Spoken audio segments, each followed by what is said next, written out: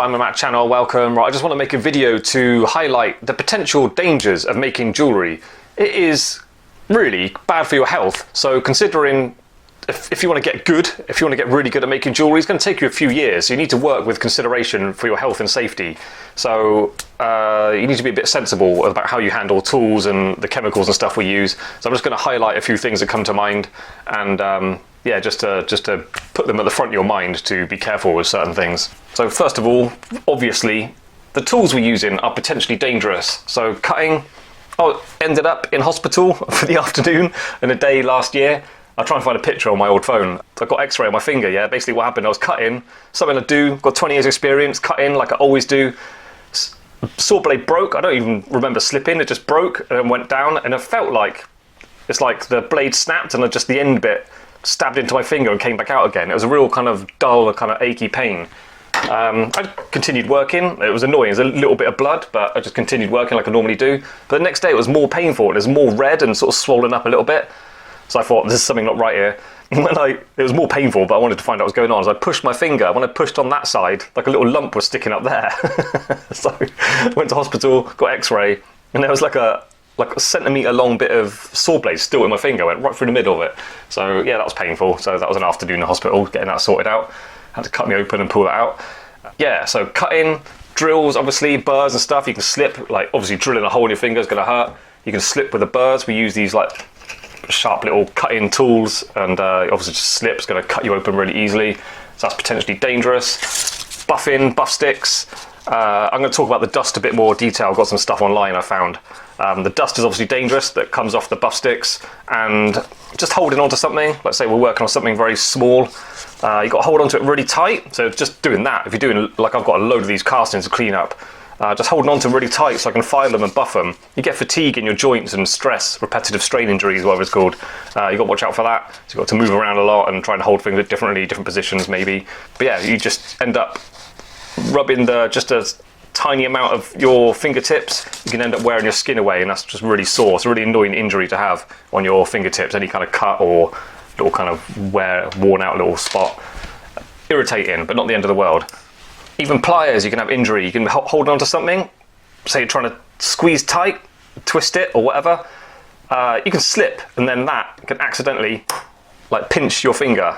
Again, it's a minor injury, but painful. Something you can avoid doing if you've got it in mind that it could happen. And then there's the old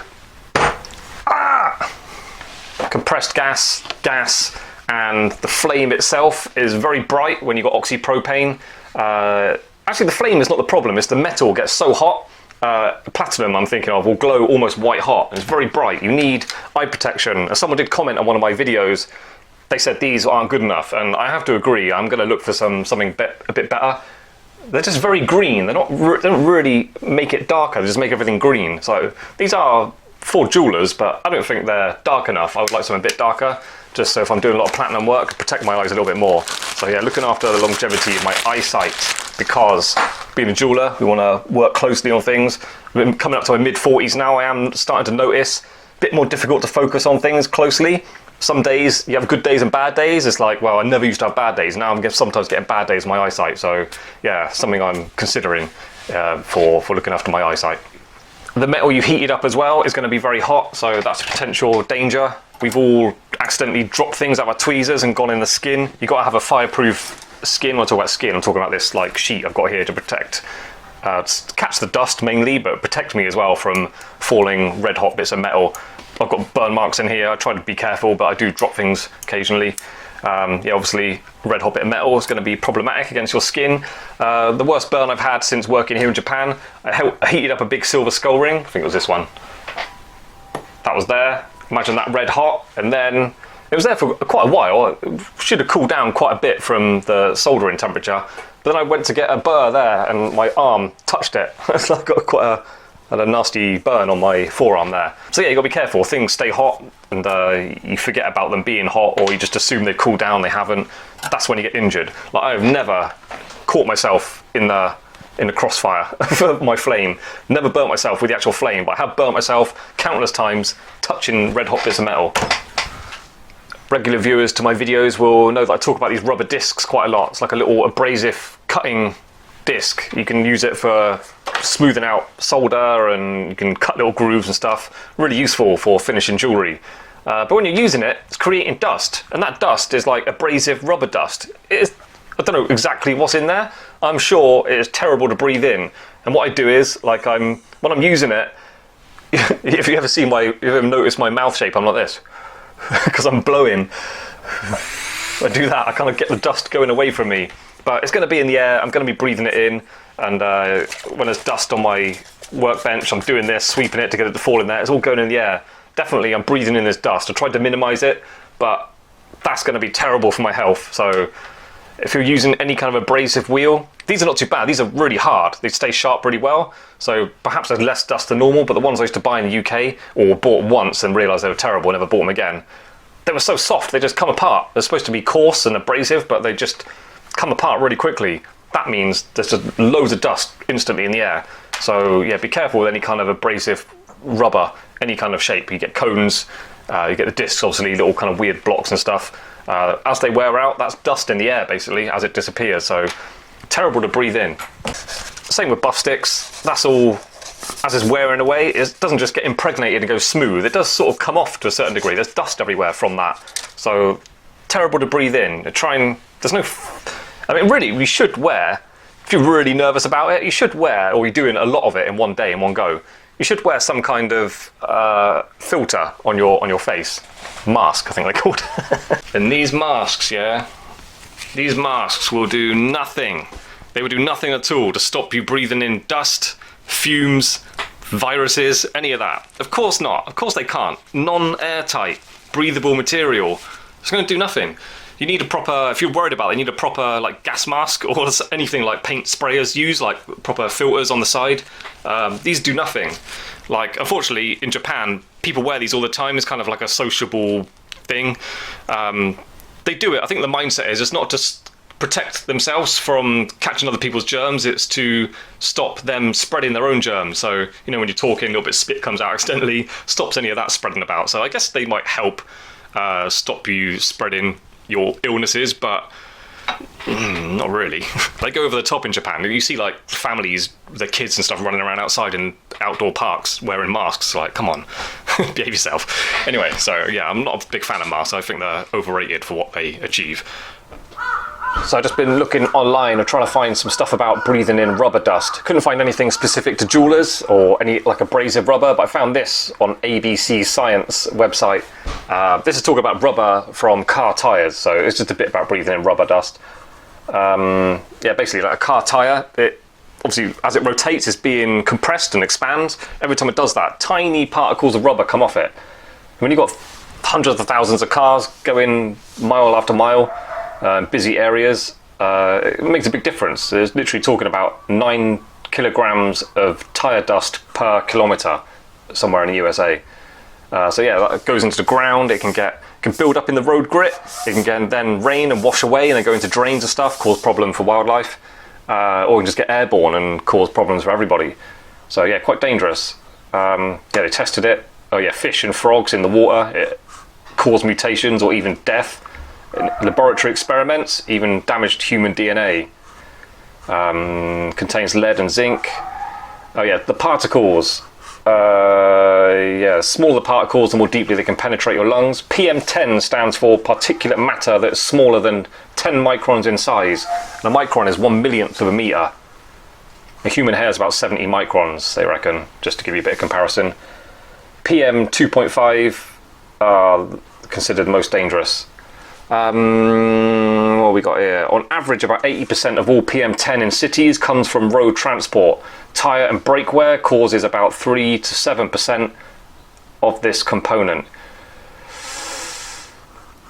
In the UK, PM10s of all types are blamed for an extra 10,000 deaths due to heart and lung disease. So people are literally dying from the rubber in the air. And let me just complain a little bit off topic about government's obsession with emissions from cars, completely ignoring all the rubber and brake particulates going in the air. Which cars are the heaviest and hardest accelerating? Electric cars. So they've got zero emissions, but they're very likely producing the most rubber and brake dust going into the air. because they're heavy, so braking, more stuff's going to come off the brakes as well. Yeah, I ain't falling for it. All this rubber, all this electric car stuff. What else we got? Oh, it's just Europe. No, California. Okay, that's it for rubber. So yeah, basically, this is not specific to jewelers' rubber tools, but gives you an idea of how dangerous it is, and we are all breathing it in whether you want it or not, by the sounds of it, just from being around roads. Okay, so next one, this is specific to making jewellery. This is Department of Toxic Substances Control, Managing Hazardous Waste, the jewellery section. Little introduction. It says jewellery making is one of the world's oldest manufacturing operations and has always involved some hazardous processes. Today, the hazardous chemicals include cyanides, acids, solvents, compressed gases, investment dusts, polishing compounds and solders. A little thing about cyanide. When I started my apprenticeship, the rhodium plating machine had a little warning about cyanide poison on it, and on the side was a little stick, looked like a little stick of chalk if I remember rightly. And the idea was if you got some of the supposedly cyanide rhodium plating stuff in your eye or in your mouth or whatever, and you started to feel poison to some sort of sudden effect, you would grab this little stick and you break it and breathe in the fumes. That was called amyl nitrate. So no, amyl nitrate. I looked it up. This is stuff I haven't thought about for years. I looked it up, amyl nitrate, and where was it? Yeah, amyl nitrate, otherwise known as poppers, is a liquid drug that can give an instant high when inhaled.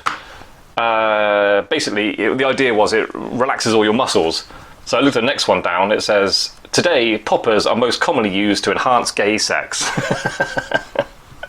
Not rescuing cyanide poison victims.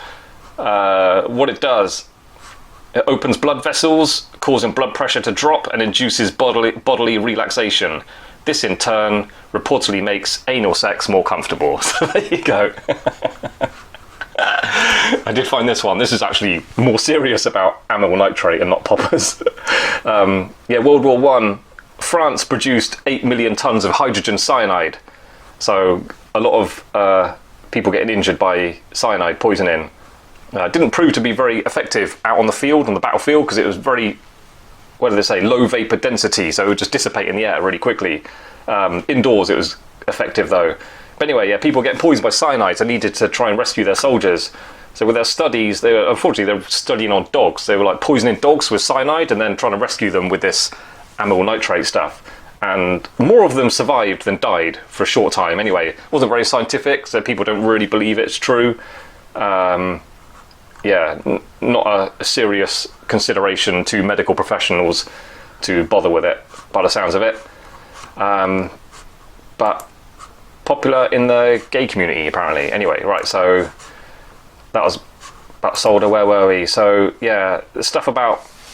I'll try and keep this specific after talking about electric cars and gay sex, so try and come back to being specific about making jewellery. The type I do anyway, so this is about casting. Casting investment apparently has got silica in it. Which can cause silicosis, disabling lung disease and possibly cancer. So be careful if you're knocking out that chalky stuff out of your castings. More stuff. Just about plating, I won't bother with that. Grinding, deburring. Yeah, it's about ventilation.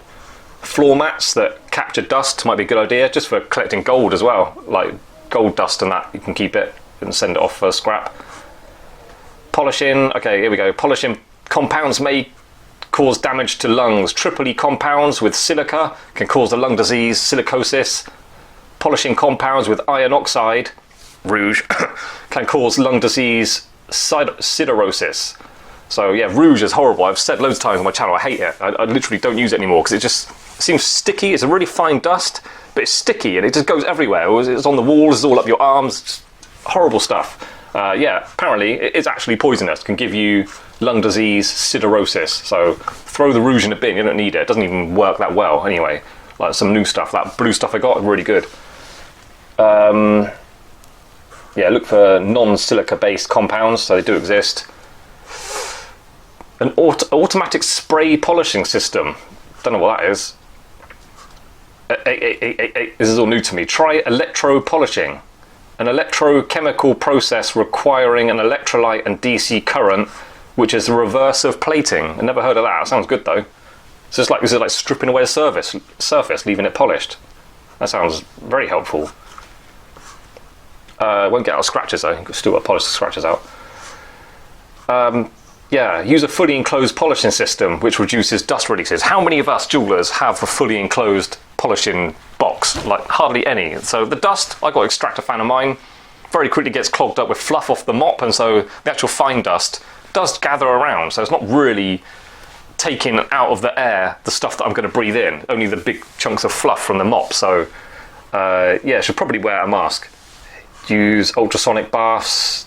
Yeah, so ultrasonic's probably a good thing for cleaning. You're not brushing dust into the air and stuff, or pressurized air as well to blow off polish. Bad idea. They say that when you change your like brake pads and stuff, because the brake pads and old cars have brake drums. If they're really old, like my car's 37 years old, yeah, it's very likely I've got asbestos brake discs on there. So if I take it apart, I would spray it with brake cleaner. I wouldn't start brushing it with a dry brush. All goes in the air. Okay, next one, soldering. Oh yeah, some solders contain cadmium and lead. Heating cadmium or lead creates hazardous fumes. Can cause kidney disease and cancer. Exposure to lead can lead to nervous system damage, kidney damage, high blood pressure and cancer. I do a lot of work with silver on my channel, so I looked up what's in silver solder. Silver solder typically contains silver, zinc, lead, tin and copper as its primary ingredients. So I'm breathing in horrific fumes all the time I'm making my videos. Also, the flux we use as well, borax.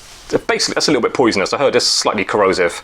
It does eat away your brushes. If you get a cheap one, sort of a plated sort of metal bit before the bristles, it kind of gets eaten away over time. So a little bit corrosive.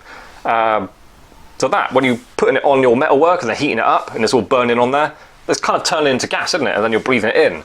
So, mega bad. Okay, if you use paste solder, use a flux that's free of fluoride compounds. I don't know what my solder paste is. Chronic exposure to fluoride can increase in fluorosis, which is a weakening of the bones. Oh dear, I've been using my solder paste a lot lately. Okay, there's also a bit about acid pickling. Obviously that's dangerous. I don't like acid. I just use the safety pickle that you can get for jewelers. It works fine, it works perfectly. I wouldn't bother with all this sulfuric acid, hydrochloric acid. No way, it's all way too strong. I don't want it in my house. So I won't go on too long about all this stuff, but yeah, basically you should get the gist by now. It's potentially dangerous, and then considering the skill takes years to get good at, you need to look after your body, consider your health and safety. So even the way you sit, like your posture is important, because over 10 years sitting wrong, you get into a habit of hunching, you're going to cause yourself a lot of problems. So yeah, the tools, you not just injuring yourself with the way you use them, is the dust they create and the fumes we have to sit around. You need ventilation and stuff, and the light, you've got to have decent light for your eyesight. Your whole body is important for learning this skill and being able to continue doing it as well. So yeah, look after yourself when you're making jewellery. See you next time.